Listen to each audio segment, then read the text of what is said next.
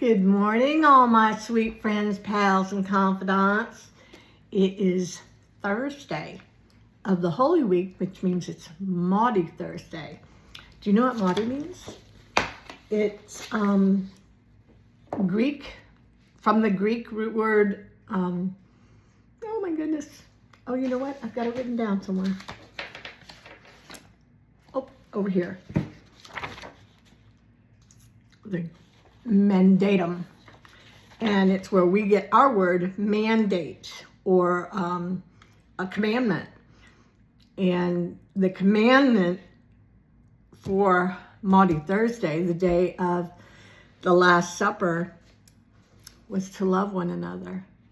That's what he commanded his disciples. That's why he washed their feet, to show his love for them, and then told them to continue with that, to wash one another's feet. And Peter got very indignant. He said, "Lord, you will never wash my feet." And the Lord said, "Peter," he's like, "You don't understand, bud. If I don't wash your feet, you have none of me." Peter immediately changed his mind and said, "Wash me, Lord, wash me." Now, at my church, my old church, my home church, we used to reenact the Last Supper, and those last 2 days, 3 days, Thursday to Sunday, we used to do a passion play at my church. And I have to say, for not a huge church and no professional talent, it was amazing. And I still, when I think back on it, it brings tears to my eyes. It was extremely emotional. For many years, I played Mary, the mother of Jesus, and people used to be surprised that I cry real tears. And it wasn't because I'm a great actress, although I am pretty good. It was because I would put myself in Jesus' place, or in Mary's place, and I would think of my boys, Michael and Ricky, and how would I feel, even though my boys aren't perfect. Sorry, Michael, Ricky, you are not. Pretty darn close, but no. How would I feel if my sons were being whipped and tormented and nailed to a cross and then died? He was murdered. How would I feel? The tears had no problem with the tears coming. So again, it is April 2nd. It's Thursday. It's beautiful here in St. Augustine. Not a cloud in the sky. I love to show you our sky. Isn't that gorgeous? Gorgeous, I tell ya. I've never even been up to New York, New Jersey, wherever that accent came from. I have no idea.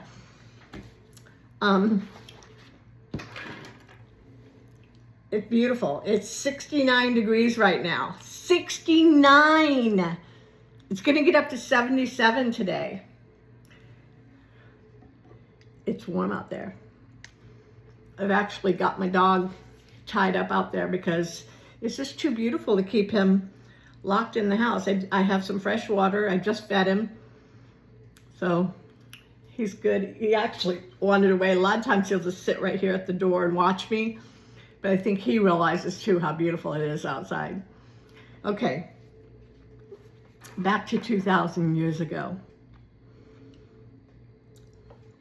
I had so many ideas on what to say to you, but I'm just going to let the Lord speak to you. I'm going to read from the Word, and I'm going to read from a book that's not usually read from for this particular story. But it's short, it's sweet, it's to the point. And I hope that you will read take the time today to read the account in all four Gospels, Matthew, Mark, Luke, and John. They each give a different perspective, and they're a little different.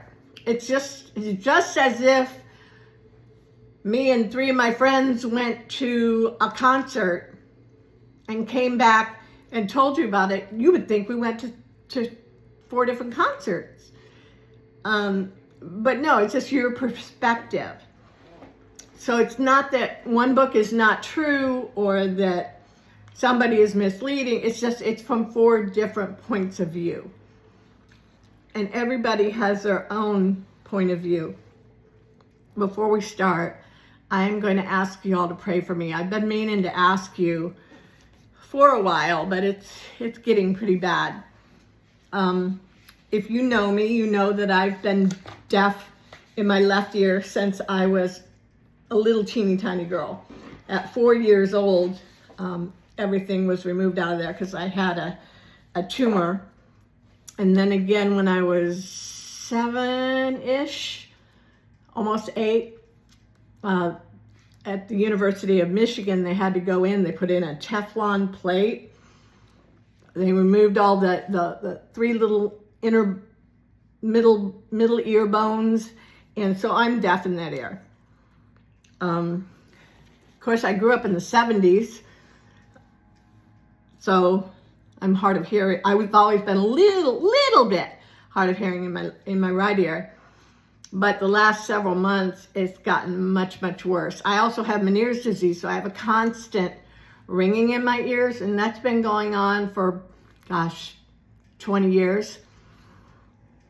Constant ringing for 20 years, and it seems to be getting louder, which makes it more difficult to hear. And my hearing, I feel like I'm hearing through a tunnel that's got foam blocking the tunnel.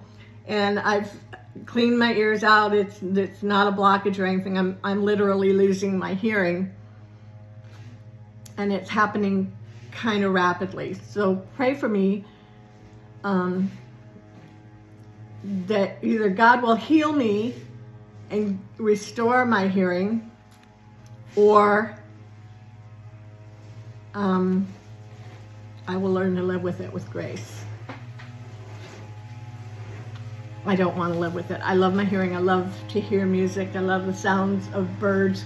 Yesterday at Bible study, the sound of the frogs chirping, and the only reason I could hear it is because I had a hearing aid in. And yes, I could wear a hearing aid. I can wear a hearing aid, but it doesn't help a lot. It literally sounds like I'm hearing through a long tunnel, and it's very hard to hear when more than one person is talking. It's impossible to hear in a restaurant because I'm hearing dishes clanging and people talking, and my husband's, and I'm like, what are you saying? You know, so the hearing aid doesn't really work well for me. And I know I've heard many times that, well, you just need to get used to it. Well, I've had it for over a year. How much more getting used to it do I need? Oh, there's crumbs all over my table. I had a Boston cream donut for Publix for breakfast, and yesterday I made mini Impossible lemon pies, little fit in a cupcake tin, and I made, oh my gosh, over 3 dozen, close to 4, it might even have been 4 dozen. And I took them to discipleship group last night, and they ate many of them. And then this morning, I had a big Rubbermaid bin filled with some for CO to take to work. And I still have, let me show you, they're so cute. This last bin, in the fridge. This last bin I'm taking to church tonight because I am doing lights. So I have these for the production team. I'll find a pretty one. Oh, this one's pretty. This is what they look like. And what the impossible thing about them is is that it's a very light batter, kind of like a cake batter, maybe even a little bit thinner. But it kind of forms its own crust, but on the inside it's creamy. So that's why it's kind of called the Impossible, Lemon Impossible. And it's a mild lemon taste. It's not a strong lemony taste. So if you get a chance, Google it. That's where I got my recipe.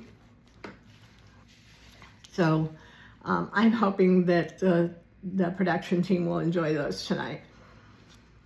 Okay, we are going to start reading at Luke chapter 22, because he can tell the story a whole lot better than I can.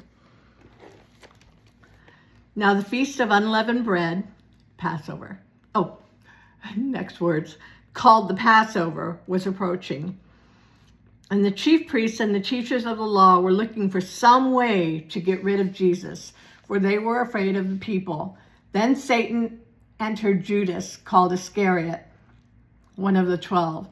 And Judas went to the chief priests and officers in the temple guard and discussed with them how he might betray Jesus. They were delighted and agreed to give him money. He consented and watched for an opportunity to hand Jesus over to them when no crowds were presented.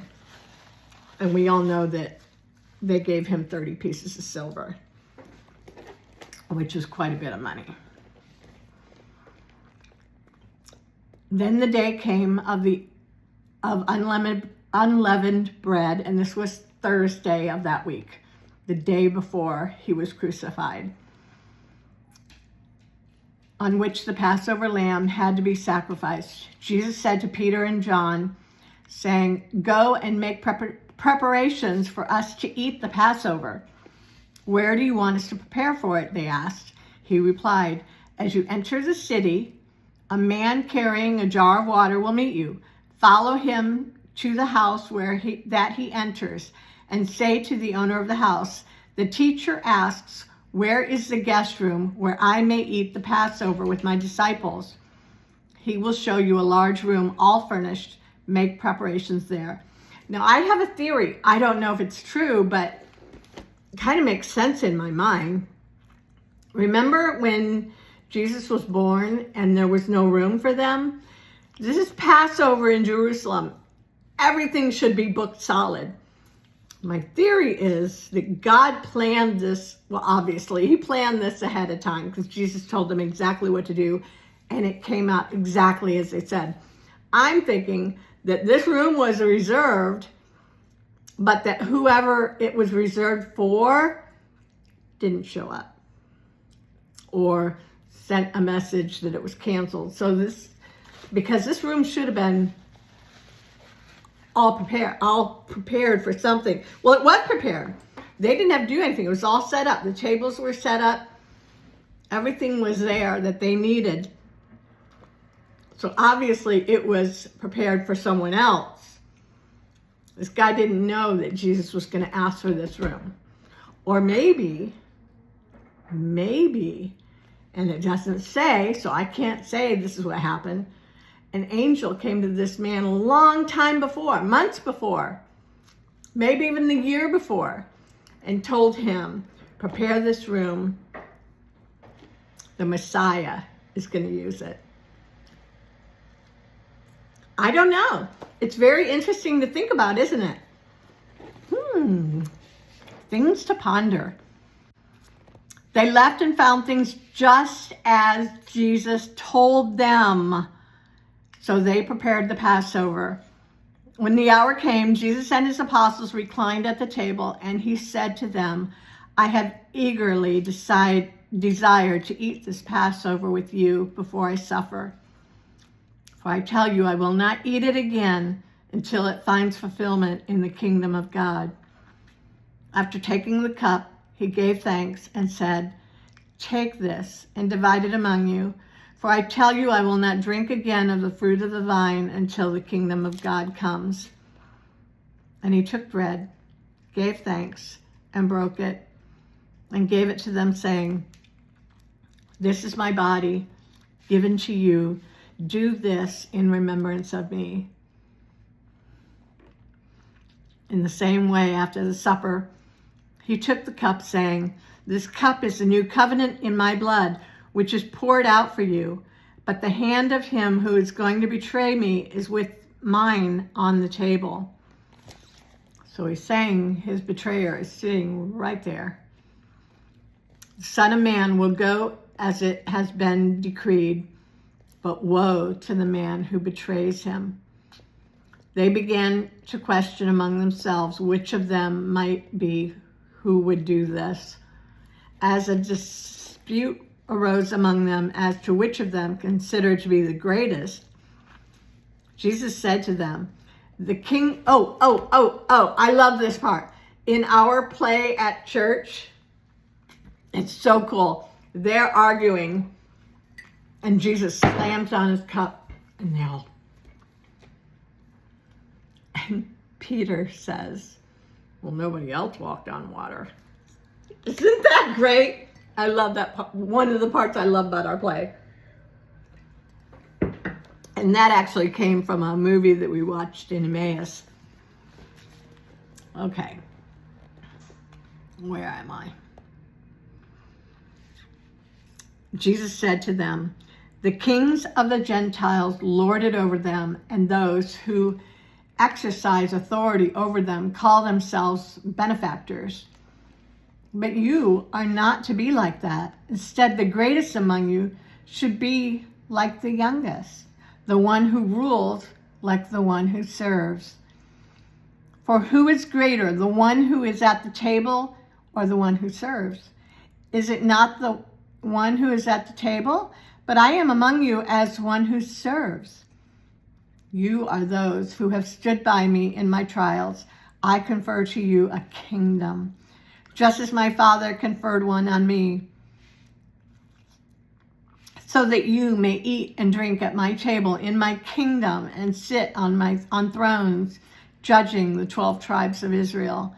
Simon, Simon, Satan has asked you to sift you as wheat, but I have prayed for you, Simon," that's Peter, "that your faith may not fail. And when you have turned back, strengthen your brothers." But he replied, "Lord, I am ready to go with you to prison and to death." Jesus answered, "I tell you, Peter, before the rooster crows today, you will deny me 3 times that you know me." Then Jesus asked them, "When I sent you without purse, bag, or sandals, did you lack anything?" "Nothing," they answered. He said to them, "But now if you have a purse, take it, and also a bag, and if you don't have a sword, sell your cloak and buy one. It is written, 'And he was numbered with the transgressors,' and I tell you that this must be fulfilled in me." Yes, what is written about me is reaching its fulfillment. The disciples said, "See, Lord, here are 2 swords." "That is enough," he replied. Jesus went out as usual. This is after the supper. Now, a lot happened in the other books. If you'll read them, you'll see he gave really good sermon during the Last Supper. He also washed their feet. Jesus went out as usual to the Mount of Olives, and his disciples followed him. On reaching the place, he said to them, "Pray that you will not fall into temptation." He withdrew with about a stone's throw beyond them, knelt down and prayed, "Father, if you are willing, take this cup from me. Yet not my will, but yours be done." An angel from heaven appeared and strengthened him.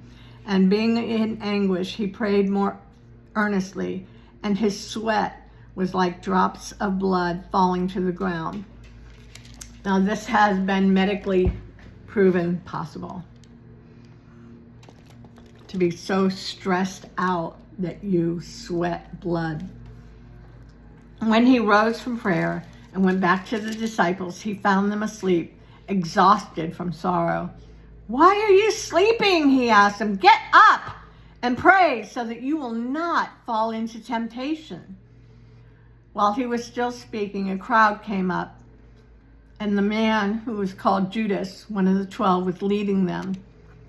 He approached Jesus to kiss him, but Jesus asked him, "Judas, are you betraying the Son of Man with a kiss?" When Jesus' followers saw what was going to happen, they said, "Lord, should we strike with our swords?" And one of them struck a servant, Peter. I could have guessed this without even having read it in previous Gospels.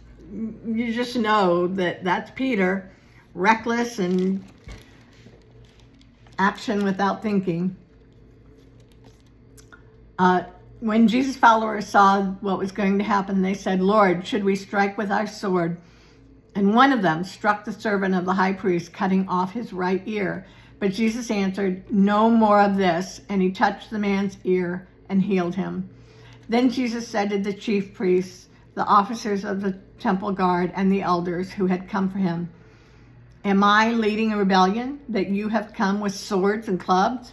Every day I was with you in the temple court, and you did not lay a hand on me, but this is your hour when darkness reigns." Then seizing him, they led him away and took him into the house of the high priest, that was Caiaphas. Peter followed at a distance, but when they had kindled a fire in the middle of the courtyard and had sat down together, Peter sat down with them. A servant girl saw him seated there in the firelight. She looked closely at him and said, "This man was with him." But he denied it. "Woman, I don't know him," he said. A little later, someone else saw him, and he said, "You are also one of them." "Man, I am not," Peter replied. About an hour later, another asserted, "Certainly this fellow was with him, for he is a Galilean." Peter replied, "Man, I don't know what you're talking about." Just as he was speaking, the rooster crowed. The Lord turned and looked straight at Peter. Then Peter remembered the words of the Lord had spoken to him. "Before the rooster crows today, you will deny me 3 times. And he went outside and wept bitterly. The men who were guarding Jesus began mocking and beating him. They blindfolded him and demanded, "Prophesy, who hit you?" They were playing games with God, the Messiah, hitting him when he's blindfolded and say, "Okay, which one of us hit you?" And they said many other insulting things to him. Now, at daybreak, which is Friday morning, I'm going to go ahead and read this little bit because it's the rest of chapter 22. At daybreak, the council of the elders of the people, both the chief priests and teachers of the law, met together, and Jesus was led before them. "If you are the Christ," they said, "tell us." Jesus answered, "If I tell you, you will not believe me. And if I ask you, you would not answer. But from now on, the Son of Man will be seated at the right hand of God, the mighty God." They all asked, "Are you the Son of God?" He replied, "You are right in saying I am." Then they said, "Why do we need any more testimony? You have heard it from his own lips." They were in an uproar. Okay, I'm going to stop there. Today is Holy Thursday, Maundy Thursday. Think about something I want you to do tomorrow. And I'll remind you tomorrow morning when I do my devotion with you. There is a video that's very hard to watch. If you've seen it before, you know what I'm talking about. And I am going to watch it tomorrow morning, even though it's going to kill me.